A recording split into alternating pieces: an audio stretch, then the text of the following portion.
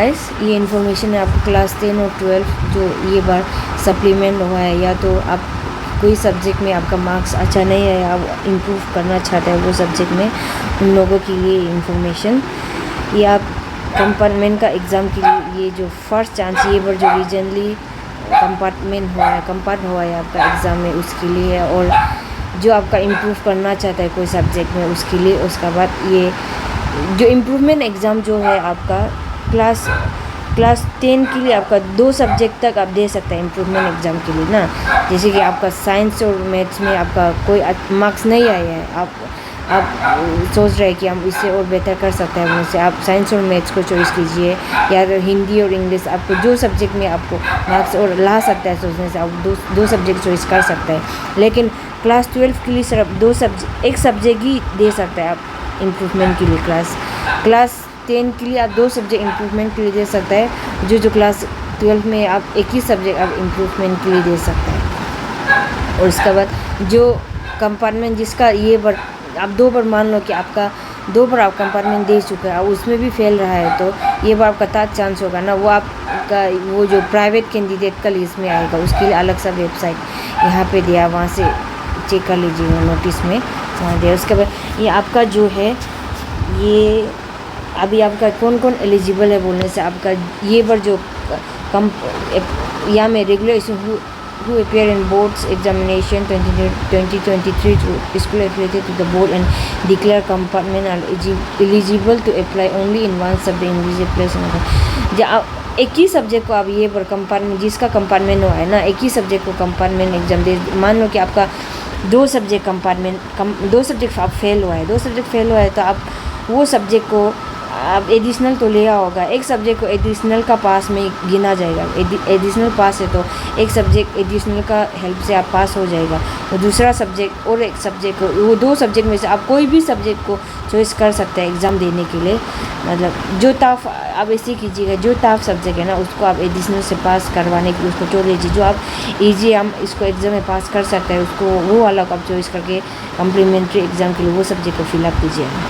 और अगर जिसका पास हुआ है ना, जो पास हो गया, पास डिक्लेयर हुआ है, लेकिन आपका जो है मतलब एक सब्जेक्ट में फ़ेल है, एक सब्जेक्ट में फ़ेल होने से आपका वो जो इम्प्रूवमेंट एग्ज़ाम का अंदर में आएगा।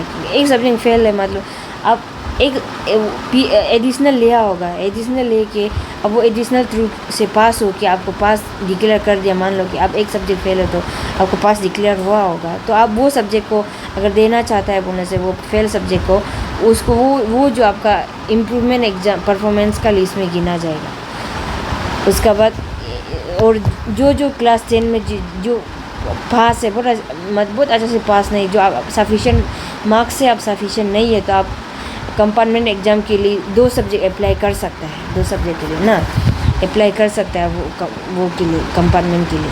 और ये अभी आपका अभी आप क्लास 12 का था, ये आपका क्लास 10 के लिए। क्लास 10 के लिए आपका आगे जो आपको बता दिया था ना, अगर आप 2 सब्जेक्ट फेल है तो एक सब्जेक्ट को PH से, दोनों सेम ही है, मतलब 10 और 12 का, तो आप एडिशनल से पास हो जाइए।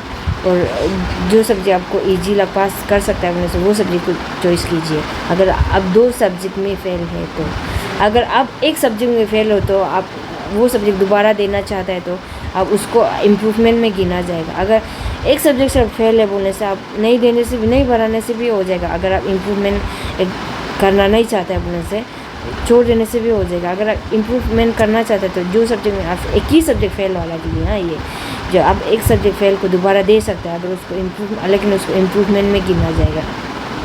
आप रेगुलर स्टूडेंट है तो अगर आप पास हुआ है तो हर सब्जेक्ट में पास हुआ है तो आप 2 सब्जेक्ट इम्प्रूवमेंट के लिए दे सकते हैं। मान लो कि आप एक सब्जेक्ट फेल है तो आप वही इम्प्रूवमेंट के लिए बस वही सब्जेक्ट को दे सकते हैं क्लास 10 के लिए। हाँ, अब वही सब्जेक्ट को दे सकते हैं। अगर आप एक सब्जेक्ट फेल है तो वही सब्जेक्ट को देगा, लेकिन वो इम्प्रूवमेंट का लिस्ट में गिना जाएगा।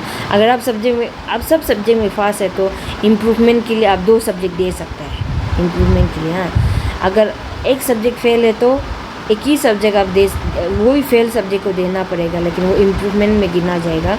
अगर आप 2 सब्जेक्ट फेल है, सब सब्जेक्ट फेल है तो आप 2 सब्जेक्ट दे सकते हैं इम्प्रूवमेंट के लिए। हाँ, तो यही है ये लाइन का मतलब। आप एक बार पढ़ लीजिएगा, बाद में आप वो में डिस्क्रिप्शन में दे देगा ये PDF को। ये तो यही सब का बात है। और ये आपका है डेट का, ये सॉरी फ़ी स्ट्रक्चर कहाँ पे था, फीस डेट कहाँ, डेट शेड्यूल कब से, डेट कब से है बोला, CBSE का आपका 17 जुलाई से स्टार्ट होगा, मंडे से। और क्योंकि 2 सब्जेक्ट भी देने दे रहा है तो आपका सब वो के लिए इम्प्रूवमेंट के लिए, तो नेक्स्ट सब्जेक्ट के लिए डेट कब होगा वो अभी तक यहाँ पे CBSE वाले यहाँ पे आपका सर्कुलर में मेंशन नहीं किया। बाद में और फर्दर वो और सर्कुलर इशू करेगा होगा आपको, तब मैं आप दे दूँगी आप सबको। तो लेकिन आपका क्लास 12 का तो एक ही सब्जेक्ट दे सकता है ना, सप्लीमेंट्री हो या आपका इम्प्रूवमेंट, एक ही सब्जेक्ट है ना क्लास 12 के लिए। इसलिए वो जो 17 जुलाई को ही सिर्फ होगा, मंडे को, ओनली 1 डे यानी बोला। अभी आपका फ़ी ना आपको कितना फ़ी सबमिट करना पड़ेगा सप्लीमेंट्री के लिए, एक सब्जेक्ट के लिए। यहाँ में जो इंडिया में है ना, जो इंडिया में है विदाउट लेट फ़ी, अगर आप समय पर फॉर्म फिलअप करता है तो एक सब्जेक्ट के लिए आपका 300 होगा।